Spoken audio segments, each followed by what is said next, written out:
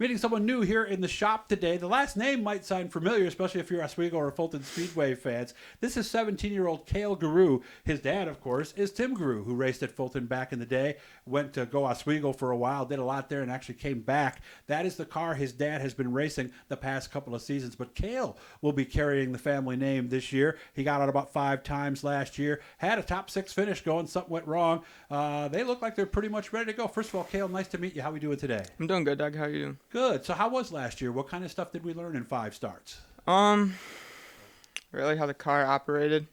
The dirt cars are really weird. You have to trust the car going in the corner a lot, and you really have to be up on the wheel on these cars.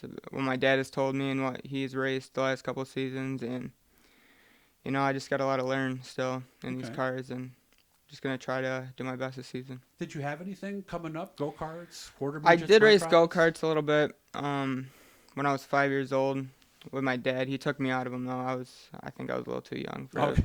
But. And nothing else until you got in the car last year? Yep. Okay. So did we learn anything from go-karts or not really? Because that was 12 years ago now. No, not really. Okay. And obviously you've been watching him the Yeah. past couple of years. So what did you think was going to happen from watching him, and what was different when you actually got in the car? How it's a lot different watching him and then being in the car, because you can't really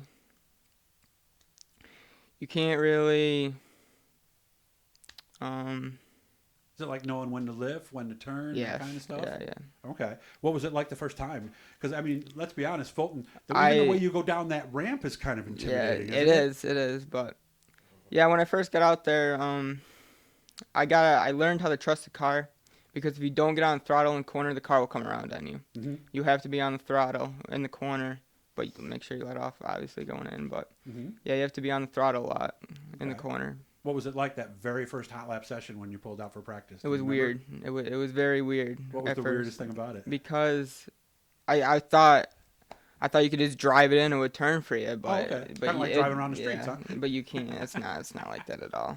Okay, so you'd have to muscle it, or you had to use the throttle to turn? Is that kind of what you're thinking then? Throttle control, really.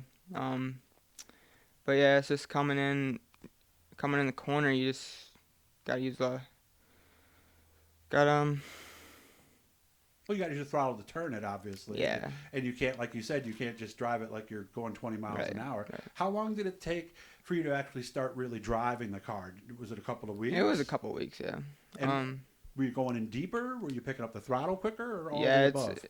I was letting off real early coming in the corner, but you can't do that because that's what your speed is. You gotta just hold on to the throttle as much as you can, and then let off and make sure you don't hit anybody, obviously, coming in the corner. But because that's the other thing. Here you are trying to figure out a line and throttle, and there's people going all around you, right? Just a little intimidating. That's a different part of it from practice and then actually racing. Mm-hmm. True. That's true, because in practice they're going to cut you some slack. Yeah. So you had a 6th place going. What worked on that particular night? Why were things going so well on that night? I think I was just holding my own line, minding my own business, because there was a lot of wrecks that night. And, I was just holding the inside really that night, and it was like one of my first races, really, and I was just minding my own business, trying to stay out of trouble, and I got up to 6th, and the shock bracket come off the right rear, and I had to pull off the racetrack. The whole rear just kind of dropped down on you. That had to be a little disappointing. I mean, here you were finally getting it. So it did. Was that your last race, or? That was one of my last races. My last race was at Outlaw, and let's just say we made a driver error going in the corner, and that didn't end good. We smashed the front end up a little bit, and we repaired that this winter. So what'd you do wrong? I just come in the corner a little too high and hit a car.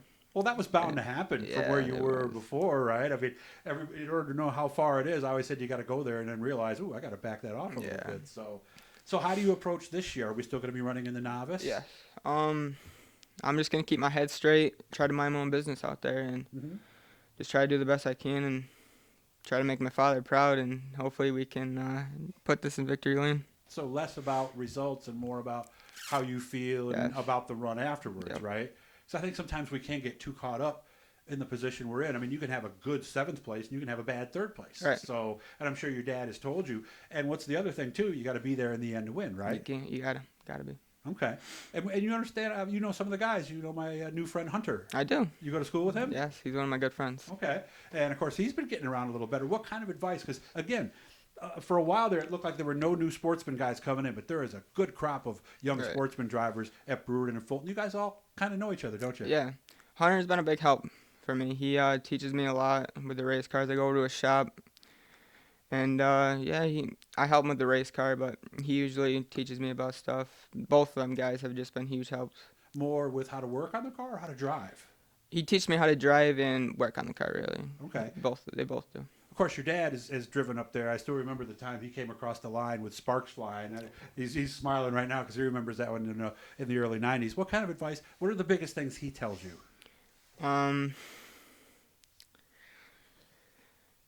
Try not to run into anybody. Okay, That's the number one thing, really. Don't wreck the car. Yeah, yes. That's That is what he kind of tells me. goal one, isn't it? But he likes the inside, and that's where he tells me to run. Mhm. He believes that's the fastest way around the racetrack. So do I. Yeah. But yeah, I'm just gonna keep listening to him, and hopefully we can get this thing. Well, most drivers, when they start, I think the bottom is you're kind of more comfortable down there anyway. 100%. Aren't you? Where Yeah. somebody comes wrapping around the outside, running the cushion, that takes some skill. And so is part of the goal also to be able to run all around the It racetrack is. this year when you need to?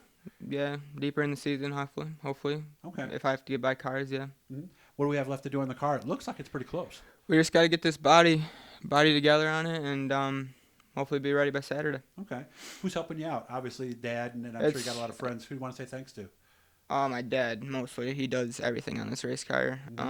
My mom, my dad's fiance, she helps a lot. Phil Lewson, he sets this race car up for us.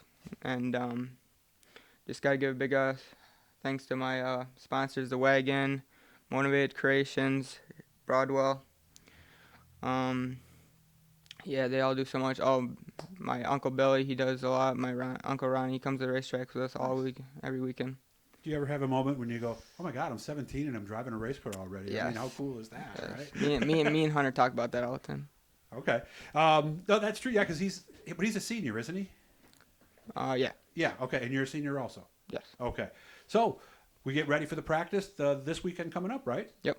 All right. Well, hey, I wish you good luck with everything. We'll be following Cale this year, and we'll see how he does out there. Again, this is YouTube, guys, so make sure to subscribe, turn on the notifications. If you have a comment, please leave that. And Cale did a good job. This was okay, right? He didn't get too nervous about this, right? Yep. It's easy, right? Yeah. Yeah, I'll give you guys, and I mentioned this to Hunter and some of the other guys too. When you're in the shop and nobody's around, practice your sponsors, because when you do get to victory lane and some guy like me puts a mic in your face, you're all amped up. You're going to forget. So when you're out here and nobody's here, just kind of pretend you're Kyle Busch or whoever your favorite NASCAR driver is, and the Schoenfeld headers, Wix Filters car was running great today. So good to meet you, and I hope things go well for you. Thank you.